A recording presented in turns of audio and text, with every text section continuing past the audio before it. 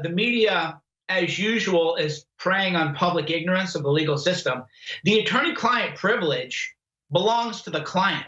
So you can't just snitch on a client. You can't just say, oh, my client did X, Y, and Z. It doesn't work that way. The client is the one who decides if you're allowed to talk about the scope of the representation, what you found during representation. So you got to get, notice in these articles, the media, they never actually quote any lawyers about the real law.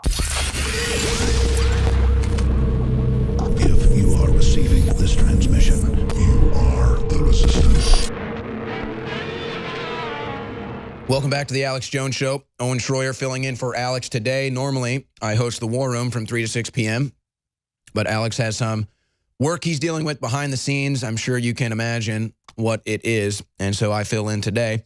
Mike Cernovich is my guest, and we were just talking about James Comey a little bit, briefly getting into that, and you now have potential criminal investigations going on into James Comey with some of the Republican members of Congress pushing Jeff Sessions to begin a criminal investigation into Comey, into Clinton, into McCabe. And Mike, you were breaking down in the last segment how when you do a cross-reference analysis of what McCabe says and what Comey says, one of them is dishonest, one of them is lying.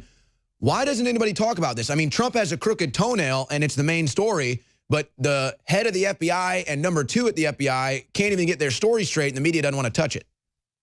Well, yeah, we live in a bizarre world where the liberal, because if you go back and if you watch old clips of you or Alex, people can read my writing from 15 years ago. I've always been distrustful of federal power. And now all of a sudden you have people who were, oh, yay, Radley Balco, the rise of the warrior cop. We really have to do something about all these federal SWAT teams kicking down doors. Oh, yay, 10 members of the FBI SWAT team came in with machine guns and kicked down Paul Manafort's door at 5 in the morning, and the guy's wife could have got murdered. Who knows what could happen. Oh, yeah, I can't believe it. Whoa, whoa, I love deep state. So what we're seeing is that the left, they don't have principles. They're not moored to any truth higher and above themselves. As I've even said, for example, and my own people don't like to hear it, I've even said that, what happened to those 2 African-American men in Starbucks in Philadelphia, I don't like that. I don't like that at all. And I do think we should look into it and find out what was there, because I have a principle. The principle is that you need to treat people with dignity and kindness. You need to treat people equally. But the left, they don't have any principles. But let's stay on this topic and kind of get into the psychology of it. And let's use Donald Trump as a nexus.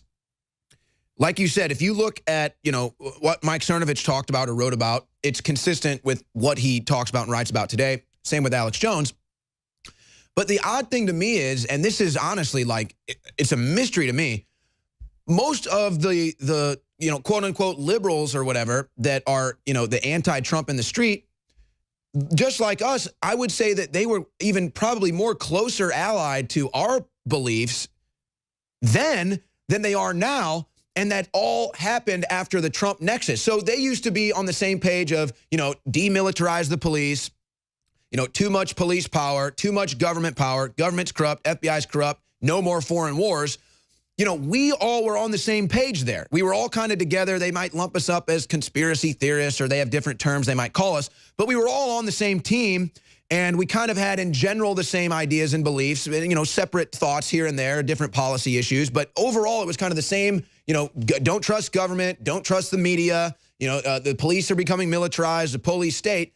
And then Trump happens, and it's like they're a totally different breed. It's like everything in their mind changed. I mean, how do you even explain that?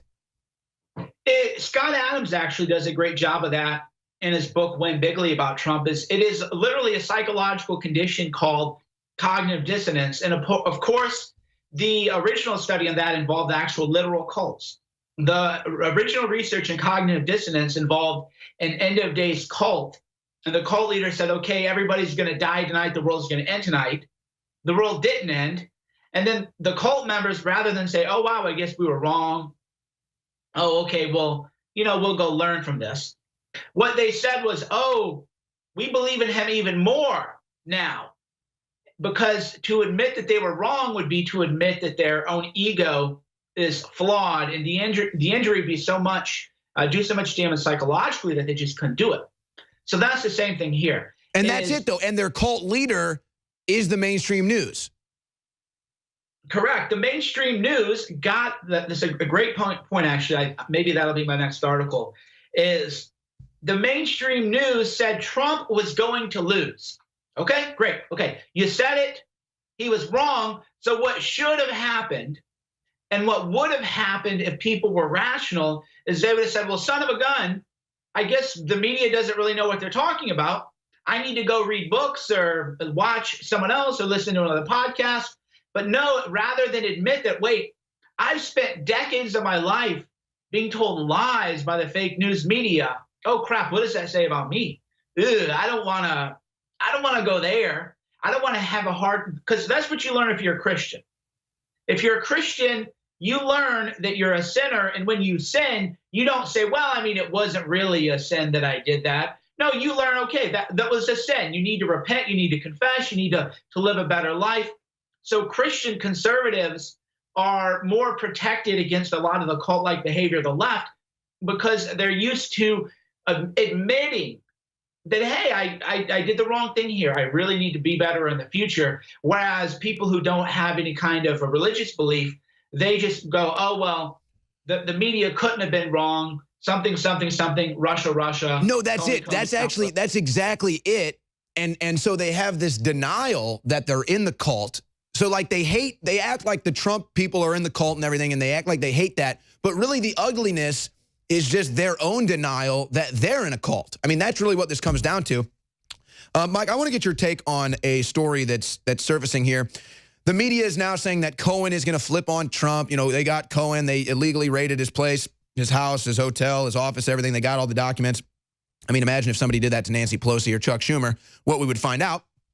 But they're saying Cohen is going to flip on Trump. Well, I'm sitting here and I'm saying, well, that's a misnomer. What do you mean flip on Trump? What, is he going to turn over the whatever happened with Stormy Daniels? I mean, flip on Trump. There's nothing to flip. So when you see that story, what do you think?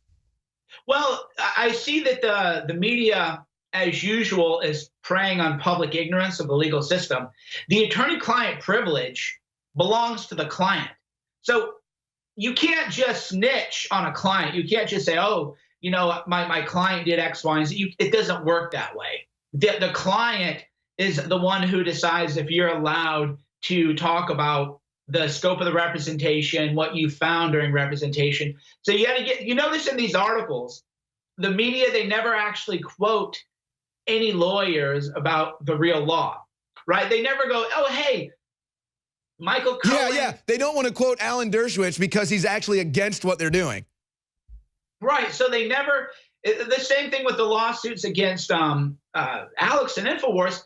To the credit, the Daily Beast actually quoted a free speech lawyer, and the free speech lawyer said, well, actually, that might be anti-slapped. This was, it looks like this lawsuit is actually a political stunt. And I was like, holy cow.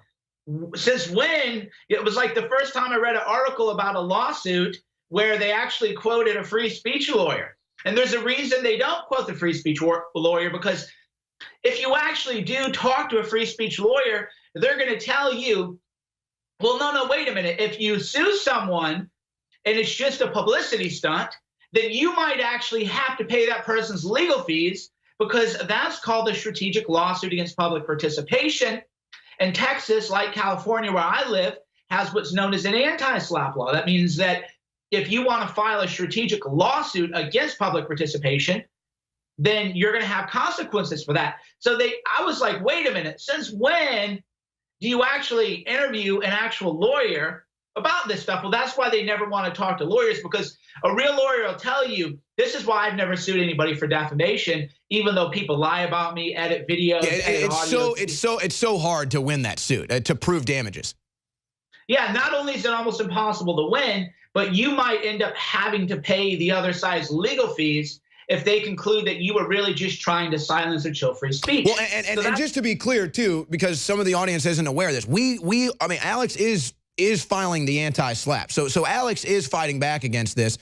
Mike Cernovich is going to stick around with us for one more segment. But folks, we are able to withstand these attacks because of your support at InfoWarsStore.com. Now, I've got a bit of a raspy voice today. I was screaming at a rock concert last night. So what I'm going to do is I'm going to take my Super Blue Silver Immune Gargle and I'm going to spray some of that beautiful colloidal silver with that nascent iodine on my throat. It's going to heal it right up. Here we go. Oh, there's a little good taste there, too. A little piney. So there you go. Super Blue. Oh, it already feels better. You can already hear the difference.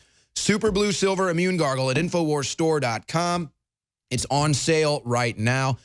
And just like Mike was talking about, when you file these things, it's a painstaking process, and it's not cheap. And we'd rather not have to do it. But we have to because they don't stop attacking us. So your support at InfoWarsStore.com makes it all possible. 50% off Super Male Vitality. All kinds of specials at InfoWarsStore.com. We've got toothpaste. We've got shampoo, household items. You need toothpaste. Shop at InfoWarsStore.com. We'll be right back. Welcome back to the Alex Jones Show. Final segment with Mike Cernovich. And we're talking legal stuff with Mike right now. And I want to get his take on what he would do if he was Michael Cohen, because, Trump is obviously the final target here. Trump is the target. Trump is the enemy that they're trying to take down. They're just going to all these other conduits to try to get people to quote unquote flip. But Mike, I mean, it seems like it's clearly unconstitutional, this raid on Cohen's house, his office, his hotel. I mean, what would you do if you were Michael Cohen? I mean, this is such an abuse of power by Mueller sending the FBI in there. I mean, what are Cohen's options, or do they just sit and wait and build a case? Well, there's some breaking news right now. The Inspector General has sent a criminal referral of Andrew McCabe to a U.S. attorney. So this story just hit. If the crew can go to my Twitter timeline and just retweet it. So you and I, maybe we made it happen because, we were just talking about how either Comey lied or McCabe lied. Had to be one or the other. But now breaking news, and again, it's coming from CNN, so we would never want to stake our reputations on a CNN report. But according to CNN, the Justice Department's Inspector General has sent a criminal referral regarding former FBI Director Andrew McCabe to the U.S. Attorney's Office in Washington. According to a source, wow, this is a blockbuster, Owen. This is massive. And this is why they're panicking, Mike. You know as well as they've got look, if they conducted the same raid on a Comey or a Clinton or a McCabe or a Rosenstein that they did on Cohen, these people will be locked up for life with the evidence they could get. I mean, it's just insane. So does Cohen just kind of sit back and wait for all of their corruption to be exposed before he acts? Well, I actually, I read an interesting thing on Twitter because I did buy Comey's book also. When they found out that pedophile Weiner had access to classified emails, the FBI actually, rather than getting a warrant and seizing Hillary Clinton's private servers, what they actually did was said, oh, can we just work with your lawyers on this so that, we don't breach attorney-client privilege? So when it came to Hillary Clinton, they really, really, really cared a lot about the attorney-client privilege. So you're right.